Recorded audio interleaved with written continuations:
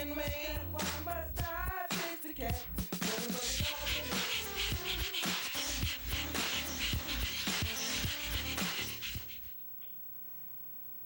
Good evening and welcome to Posse Presents. Tonight is a rather, it's one of those nights where, well, we're doing something a little different. Once in a while, it never hurts, right? This evening, my scheduled guest could not actually make it into the studio. So for the first time ever, tonight's show is basically a phone interview or a phone show, which, you know, who knows, maybe if this works really well, and the burden is on my guest for that, I suppose. If this works really well, then we may make a thing of this and start doing some shows with long distance guests. Why not, right? Anyway, on the phone tonight, I am very pleased to have with me Michele Houston, who is the president of the Connecticut Pitbull Project. Michele, thank you for taking time out of your busy week to join me. Thank you so much for having me. It's a pleasure to be here. Here in the here is not really here, but it's here, right? Well, here, but not all there. Well, who is? Anyway, we are going to talk tonight about the 10th annual Pitbull Awareness Day, which is coming up next Saturday. Yes, it is. Coming quickly. It's coming very quickly, and I know you have your hands full. It's got to be a rather daunting task to put together such a large event, and kudos to you for getting it all done and with such grace. Well, I certainly have help. The Connecticut Pitbull Project has some really wonderful members, and this is our 10th year, and we learn something new every year. So it just seems to get better and better. Well, I hope it seems to get better and better for everyone else. It certainly does for us. Well, it's got to be easier as time goes on, certain things. A little bit. I think handling vendors becomes a little bit easier.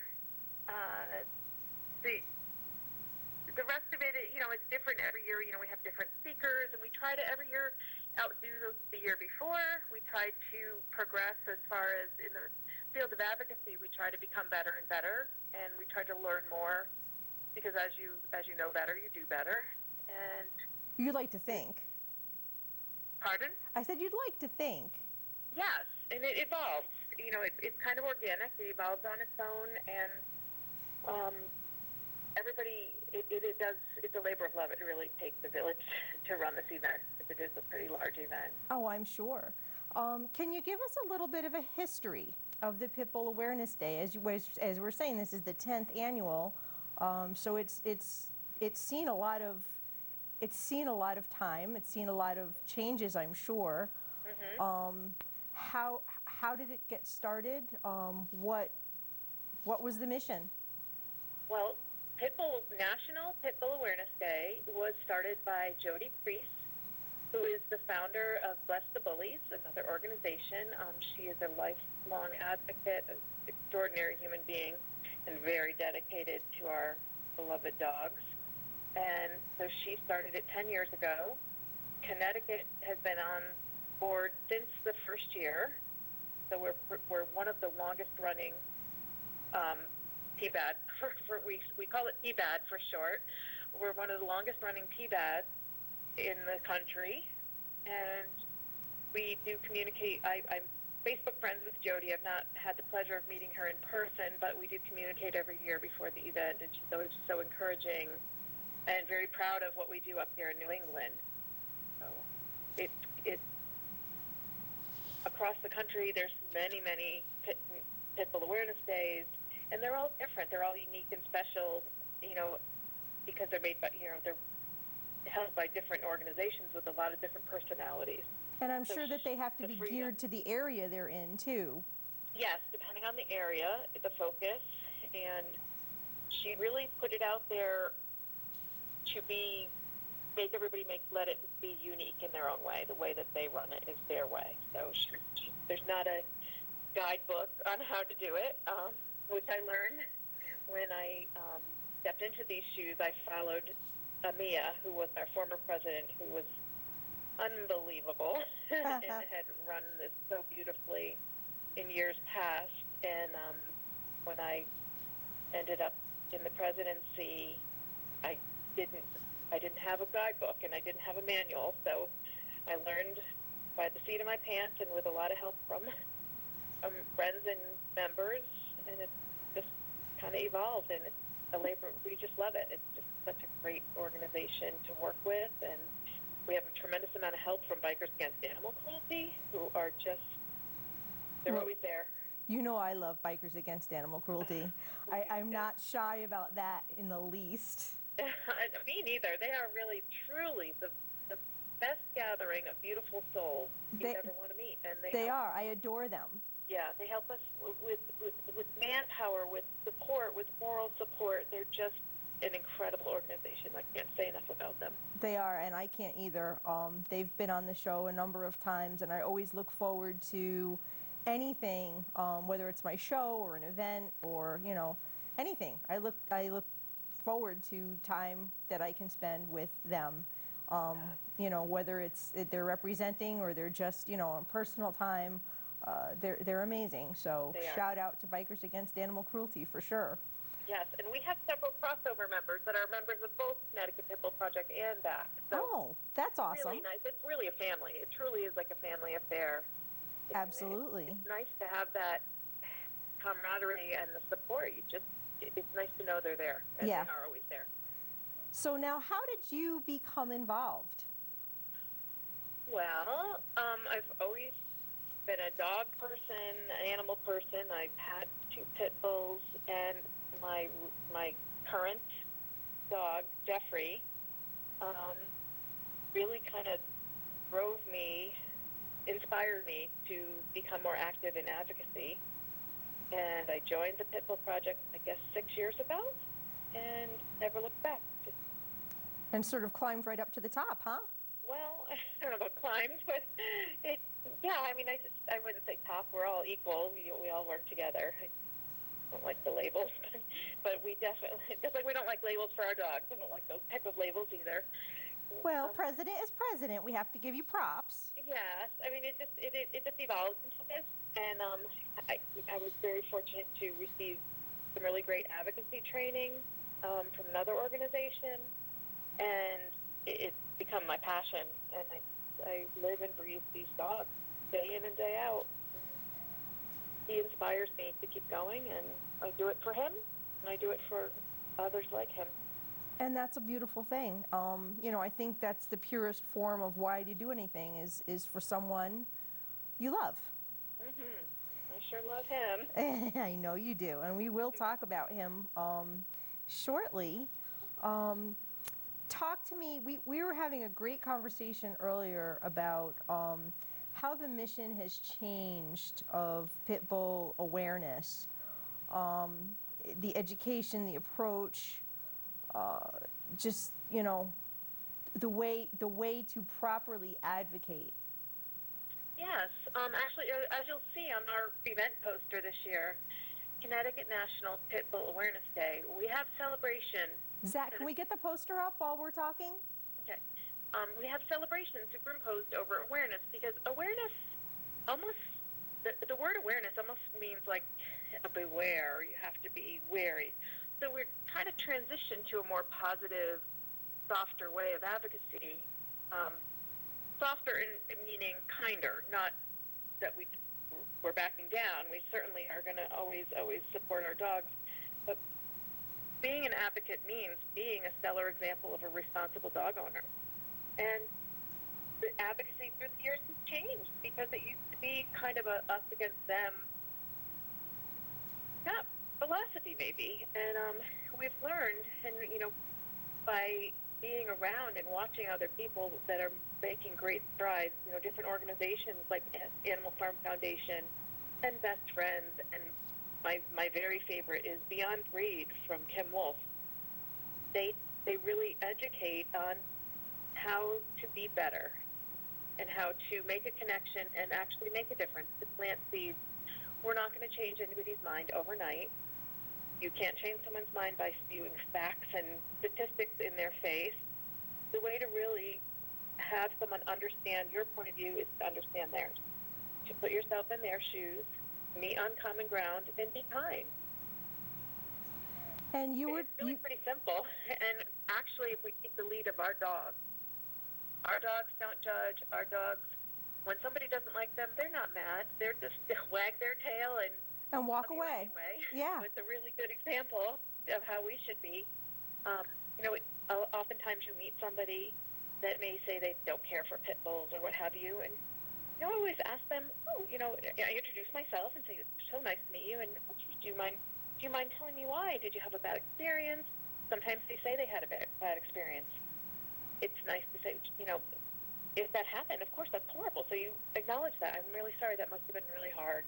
And then you just have a conversation. And then they walk away from you realizing that, gee, I just talked to a nice person. Right, and a nice person, we'll take the camera back, Zach. A nice person who happens to be a pit bull owner. So you didn't leave a bad taste in that person's mouth, either by your words or deeds or by your dog. Right, and it may soften them for the next time they meet somebody with a pit bull type dog. That's how ripples go on. And if you meet them, they have a nice experience with you. They meet somebody else that's nice. In your neighborhood, your neighbors. Be a good neighbor. Be a kind person. It's not just about being just a responsible dog owner. It's about, people seeing that you're a really decent human being, and decent human beings own pit bull type dogs. Decent human beings own all different types of dogs. We're the same. We want our dogs to be treated the same. We want to show that we're the same. It's true, and it ends up being like a package deal. It is a package deal. Love me, love my dog. My dog is going to be awesome, so I have to live up to that expectation. In order for you to be able to accept my dog, I have to present myself well. We were talking about the social media aspect of advocating, and that ends up being a sticky thing sometimes because people get heated. People do get heated, and often people are very brave behind a keyboard. Keyboard warriors, yes. Yes, keyboard warriors. Sometimes, and I understand that things are upsetting. We see upsetting things on the internet every day. But as somebody that sees himself as a pit bull advocate, the thing we need to do is we need to take a breath. We need to curb ourselves for a second. Think about what we want to say. Sometimes it's best to say nothing at all. There's really not a need to respond angrily to things. It doesn't change anything. You ask yourself, is this helpful? Is this kind? Is it polite? If it's none of those things, you don't need to respond. If you do respond, it's best to just keep it professional. Make sure you check your spelling. Read it back 3 or 4 times before you post it, because if somebody reads it, it's an impression of you. They're getting a taste of who you are, and if you get on there and you spew nasty things at every upsetting thing you see, it's not helping our dog. No, and a lot of times I think some people post things just to stir it up and show other people in a negative light. Yeah, unfortunately. I mean, human nature is human nature, but we can always strive to be better. None of us are perfect. All of us have been upset or had a rant or been, had a little rage at a time, about time in our lives. But we have to learn from that. And it's all about the dog, really. It's not about us. It's not about being right. You don't have to be right, but you do have to be kind. Well, yeah. You can't make things worse. Right. I mean, you can easily make things worse, but you can't, and you shouldn't. Unfortunately, so many advocates are our own worst enemy, honestly. Yeah, I mean, you can't be like on the warpath all the time. Right.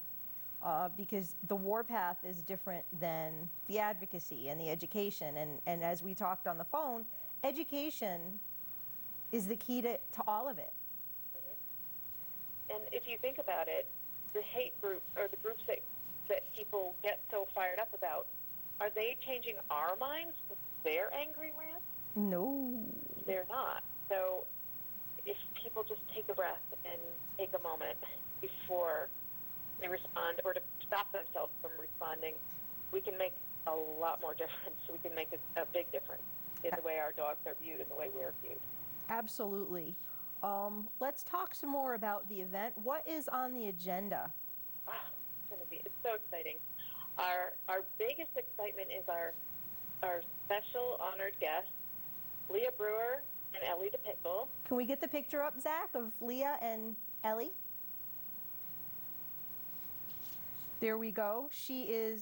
Ellie was the 2013 American Humane Association Therapy Dog winner, and also the 2013 American Hero Dog. Yes. Leah is a good friend of mine. We've been friends long before the Hero Dog Awards. We were part of an organization together about 6 years ago, and so we remained friends, and I was delighted when she agreed to come up here this year for our event. She's going to be speaking, and she and Ellie will be available for meet and greet, photos, and just to check out New England. She's never been here, and very, very excited about coming. That's awesome. That's huge. Huge, yes it is. So we'll take the camera back, and what else is on the agenda? Well, we have Renee McIntyre from the Cove Center for Grieving Children, who is a LCSW, MSW. She's going to be speaking about compassion fatigue, which is a really big issue in our community. So she's going to talk about how to recognize it and how to help, and how to be there for each other to prevent it, which is, I think, a really valuable topic to have covered. We also have some great demos. We have Jen Michaelis from the Portchester Obedience Club coming to do trick demos and rally freestyle demos. We have Lee Sylvester she's going to be doing rally obedience, and we're going to be doing some nose work and some try it demos. They're going to be, if people can try rally, they can try nose work, and we're going to have, we have quite a few demos. We have doggy games, we have a costume contest, we have an adoptables parade, we have people can bring their dogs and do the canine good citizen testing, I believe I saw. Yes, we have AKC Canine Good Citizen Testing. We have Lizelle Pollard as our examiner, and that will be offered throughout the day. And you can sign up at the gate when you come. It's a really wonderful thing for any dog owner to do with your dog. It's about basic good manners. It's a wonderful test. It's fun. If you don't pass, you try again. And she's very encouraging, so you can come and try it, and she'll tell you what you need to work on. So it's a good really gauge if it's something that you want to move forward with. Exactly. It's really fun. We are also a Responsible Dog Ownership Day sponsored by AKC. So we are on the books as a Responsible Dog Owner Day. And people, it's important that people with any breed of dog are welcome at our event. It's not just a pit bull event. We don't discriminate, and and we don't want to be discriminated against. Pardon? And we don't want to be discriminated against. Right, and we have plenty of kid-friendly activities. We talk about dog safety. Leah has graciously offered a lot of Ellie's coloring pages for dog safety for our children's food. We have food. We have the EARS ambulance will be there. People can check out the wonderful animal ambulance that we have in our state. That is a great resource. There's going to be a lot going on. We have a raffle. We have T-shirts. We have all kinds of things going on. You have vendors. You've got like the whole package all rolled into one, and it's absolutely a pet-friendly environment. Let's quickly go over some of the requirements, because then I want to talk about Jeffrey, because we've got just enough time, I think, to do that. Okay. Well, the rules of the event, we are pretty strict about our safety rules, and it's just because it's a large event. We want everybody to be safe. We want everyone to have a good time. That means you and your dog. Only well-socialized, well-mannered, fully vaccinated dogs are welcome. Everyone in attendance must stop at the entrance gate to obtain a wristband and a collar tag. My light went off here. Absolutely no flexi leashes. It's a safety issue. If you happen to arrive with a flexi leash, we will give you a flat leash to use for the event and we'll return your leash when you leave. No female dogs in season or that appear to be in season will be allowed on the grounds. Absolutely no nose-to-nose greetings, no dogs playing, no new introductions between dogs. This is not a place to come and train and desensitize and socialize your dog. It's a dog event, but it's really not meant for that. Everybody can have a good time without causing undue stress. There's lots of noise and activity, which can be stressful for any dog. Just because it's fun for you doesn't always mean that your dog feels the same way. We will be watching for signs of stress in dogs. If, unfortunately, we have to ask somebody to leave, it's certainly not personal. It's just for the well-being of their dog and for everybody at the event. We ask people to wash the end of their leash.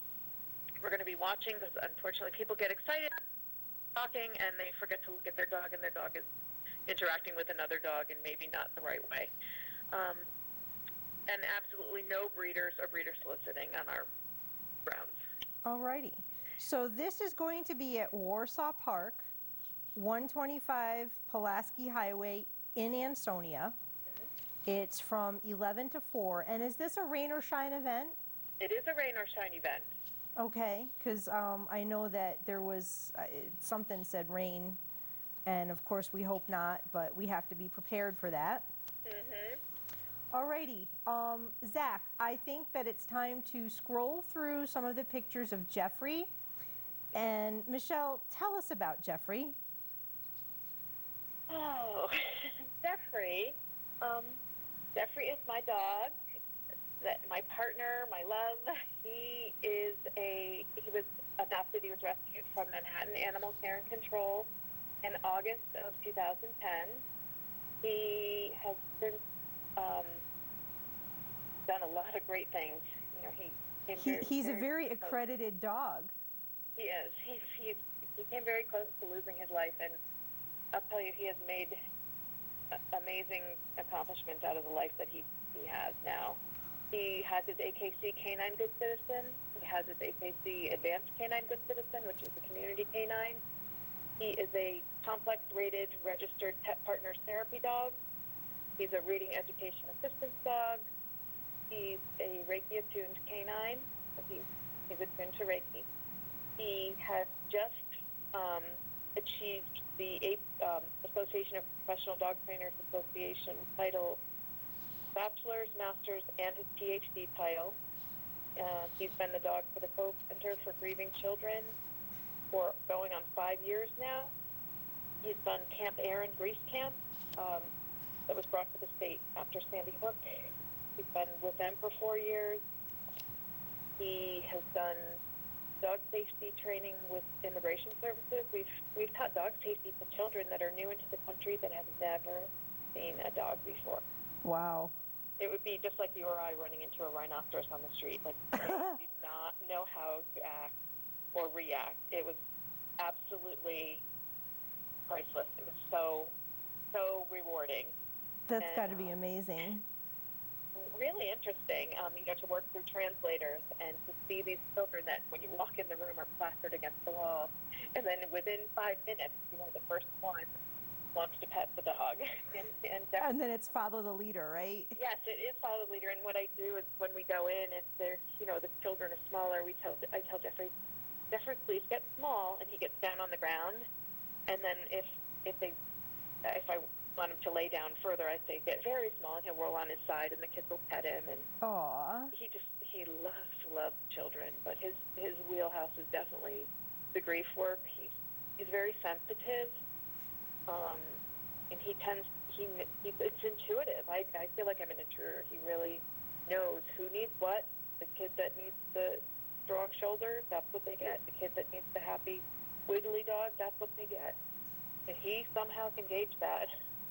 Some, all dogs are amazing, but some just have a different level of, I think, intuitiveness. And clearly Jeffrey has that.